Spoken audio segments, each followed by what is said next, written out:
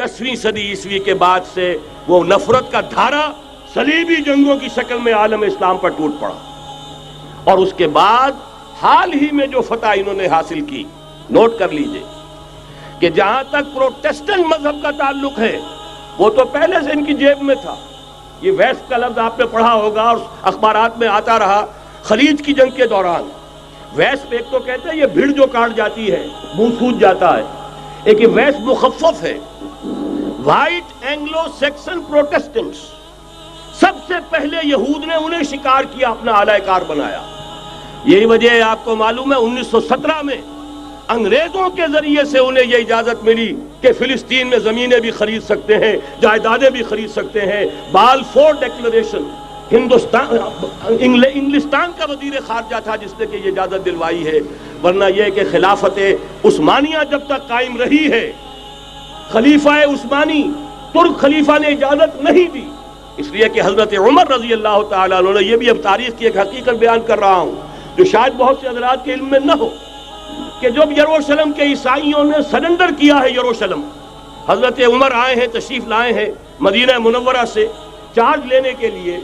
उस वक्त जो ट्रीटी लिखी गई है, जो मुआहदा हुआ है, उसमें वहां के यहूदियों, यहाँ के ईसाइयों ने तय कराया था कि यहाँ आप यहूदियों को आबाद होने की इजाजत नहीं देंगे।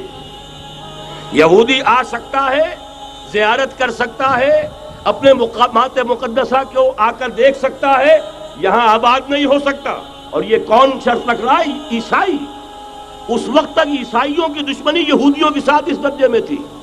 और यही हजरत उमर रजी अल्लाह ताला अन्हु की वो शर्त थी कि सलातीन उस्मानिया, खुलफाए उस्मानिया ने भी, हालांकि यहूदियों ने बड़ी से बड़ी रिश्वत देने की कोशिश की है, सुल्तान अब्दुल हमीद खान को यूं समझिए कि सीमो जर से खरीदने की कोशिश की है, लेकिन इसके बावजूद उनका कि जो फैसला हजरत उमर कर गए थे, जो कमिटमेंट रजी अल्लाह ताला अन्हु उनकी है, मैं उससे सरे मुंह इनहराफ नहीं कर सकता। असल में उसी की तो सदा है जो फ्री मेसनरी के जरिए से खिलाफत का खात्मा कराया गया, कि यही सबसे बड़ी रुकावट है। अगर खिलाफत खत्म न होती और अगर कहीं जिहाद का ऐलान खलीफा उस्मानी की तरफ से हो गया होता, तो ये कही थी बात जब हजरत शेखुल हिंद रहमतुल्लाह अलैह जब ये असीरी में थे माल्टा में, तो वहां का अंग्रेज कमांडेंट उसने चूंकि वो कुछ मुरीद हो गया था या कम से कम अकीदतमंद हो गया था, एक रोज हजरत शेखुल हिंद ने उनसे सवाल किया उस शख्स से कि आप लोग हमारी खिलाफत के पीछे क्यों पड़े हुए? ये तो बीमार, तुम खुद कहते हो, यूरोप का मर्दे बीमार तुर्की, आपको क्या डर है इससे? आप क्यों इस बेचारी खिलाफत के डर पे हैं? उस शख्स ने जवाब दिया था, मौलाना इतने भोलपन के साथ बात ना कीजिए, हम भी जानते हैं, आप भी जानते हैं, अगर कहीं खिलाफत उस्मानिया की तरफ से जिहाद का ऐलान हो गया तो पूरे आलम इस्लाम से लाखों मुसलमान अपने सरों से कफन बांध कर निकल आएंगे। आज इस गए गुजरे दौर में भी इस कमजोर और यूं समझिए कि नाम नेहाद खिलाफत के अंदर इतनी जान है, इतनी ताकत, लिहाजा उसको खत्म किया गया। और खत्म कराया गया किन के जरिए से? वो जो मुसलमान कहलाते हैं थे फ्री मेसन, मुस्तफा कमाल पाशा फ्री मेसन, और उसके जरिए से इन्होंने सारे काम जो करवाए वो दर हकीकत अपनी साजिशों के जरिए से और मुसलमानों को इस्तेमाल करके करवाए।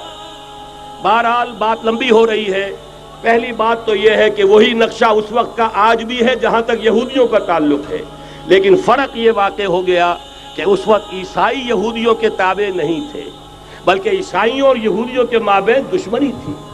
आज यहूदी ईसाइयों पर मुसल्लत हो चुका है। फरंग की रगे जहां पंजे यहूद में है, और आज के फरंग का लीडर अमेरिका है। अमेरिका का सदर यूं समझिए कि वो इन यहूदियों का गुलाम है। मजाल नहीं कि उनकी मर्जी से इधर से उधर हो जाए, और अगर कोई गलती से इधर से उधर हो जाए तो उसका पत्ता चाक हो जाएगा। आप देखिए क्या हशर हुआ है बुश का, हालांकि बहुत बड़ा हीरो बनकर निकला था गल्फ वॉर से, लेकिन जरा सा एक बयान दे दिया था कि जो इसराइल को पसंद नहीं आया, तो जो इलेक्शन में चारों शाने चित हुआ है उसका जो हशर हुआ है वो देख लीजिए। तो पहली बात तो ये समझ लीजिए कि आज भी यहूदी, ये न्यू वर्ल्ड ऑर्डर है, न्यू वर्ल्ड ऑर्डर, और इसमें ईसाई दुनिया उसकी आलाकार है। अब सूरत हाल क्या है?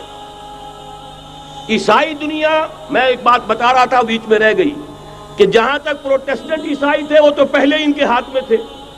हाल ही में इन्होंने जो फतह हासिल की है وہ کیتھولک عیسائیت کو بھی اپنے ہاتھ میں لے لیا ہے۔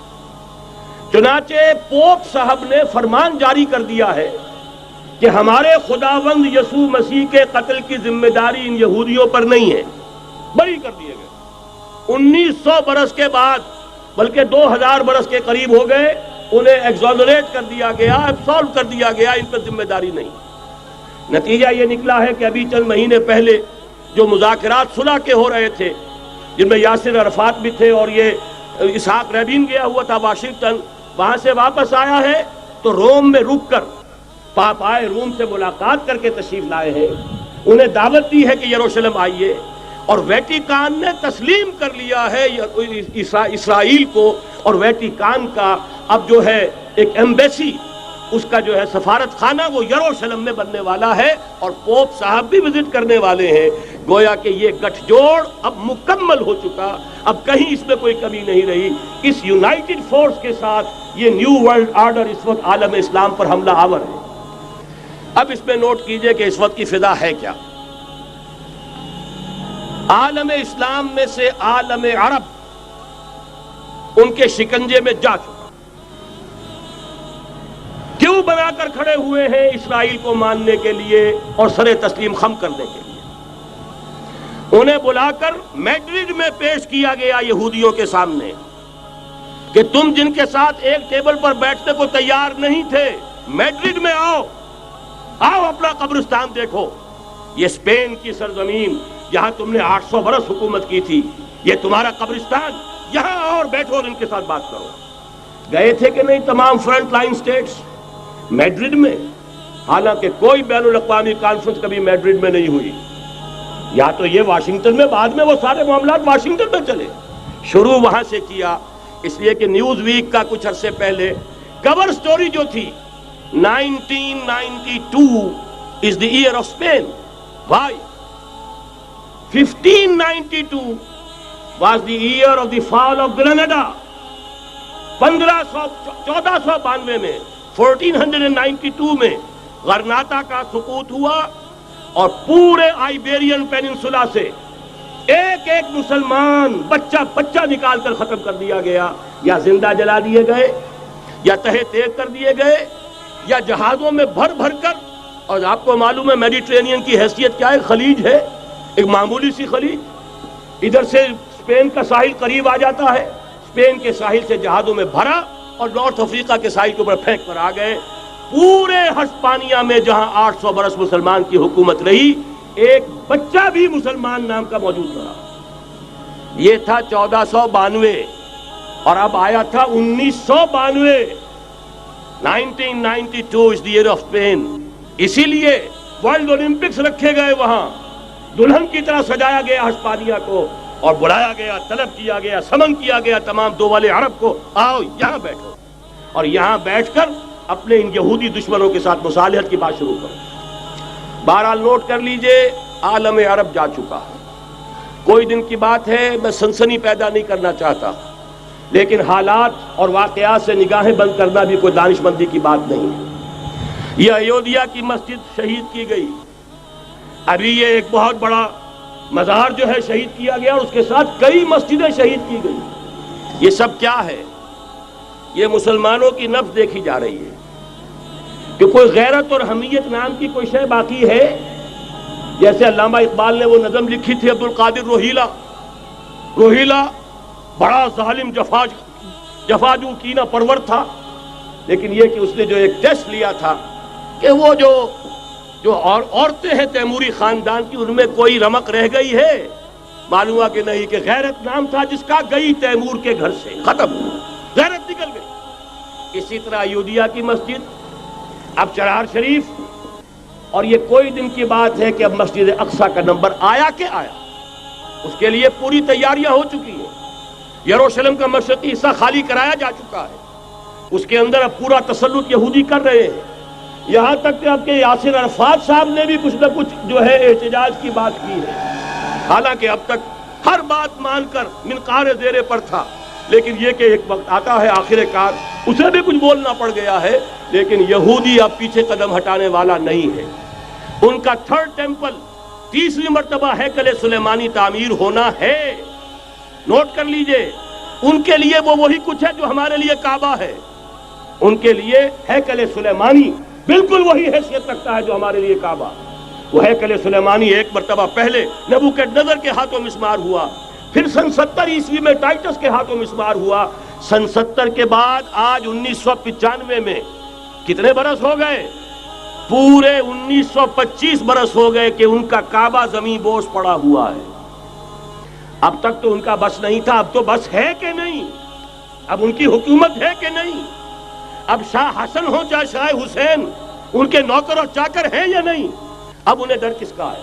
لہذا کوئی دن کی بات ہے، مسجد اقصی شہید ہوگی اور ٹیمپل کی تعمیر شروع ہوگی۔ یہ تو بہرحال ایک نقشہ ہے۔ اگلا نقشہ آپ کو بتانا چاہتا ہوں، ایک دوسری تصویر ہے۔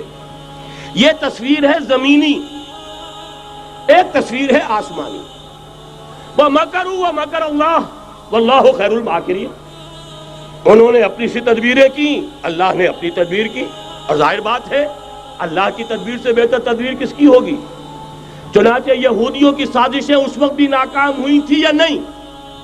ظاہر بات ہے جاء الحق وزهق الباطل ان الباطل کان زہوقا۔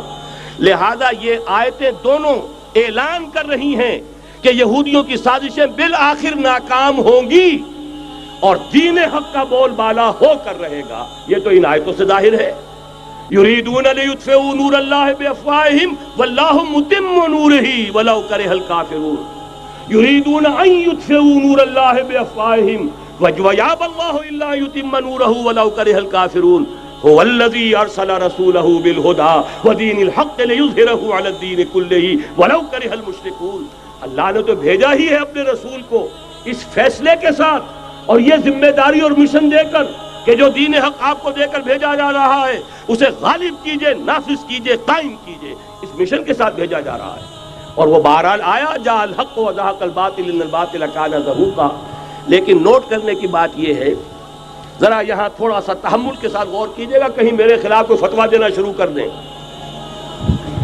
کیا حضور کا مقصد بعثت اس وقت مکمل ہو گیا تھا؟ ایک درجے میں ہو گیا کہ جزیرہ نماء عرب پر اللہ کے نور کا بھی اتمام ہو گیا، اللہ کا دین بھی غالب ہو گیا۔ ہو گیا کہ نہیں ہو گیا؟ لیکن کیا محمد الرسول اللہ صرف عرب کے لیے بھیجے گئے تھے؟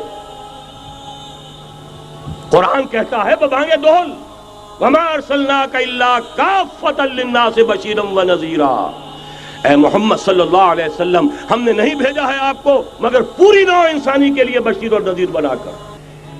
تو جان لیجئے کہ یہ مقصد بعثت محمدی صلی اللہ علیہ وسلم بتمام و کمال اس وقت پورا ہوگا جب کل عالم انسانیت پر، کل روئے ارضی پر اللہ کا دین اسی طرح غالب ہو جائے گا جس طرح کہ محمد رسول اللہ والذین معہ صلی اللہ علیہ وسلم ورضی اللہ تعالی عنہم اجمعین، ان کے ہاتھوں سے، ان کے ایثار سے، ان کی قربانیوں سے، جن کا نقشہ آپ کے سامنے مولانا کھینچ چکے ہیں، ان کے اثار، ان کی قربانیاں، ان کی محنت، ان کی جفا کشی، ان کی سرفروشی، ان کے جان تن من دھن لگا دینے کے نتیجے میں جیسے اس وقت غالب ہوا تھا کل روئے ارضی پر غالب ہوگا، تب کہیں جا کر مقصد بعثت محمدی مکمل ہوگا۔ یہی وجہ ہے اقبال نے کہا تھا وقت فرصت ہے کہاں، کام ابھی باقی ہے، نور توحید کا اتمام ابھی باقی ہے۔ لیکن ساتھ ہی خوشخبری بھی دی تھی، یہ چمن معمور ہوگا نغمہ توحید سے، آئے گا وہ دور، یہ چمن معمور ہوگا نغمہ توحید سے، لازماً آ کر رہے گا۔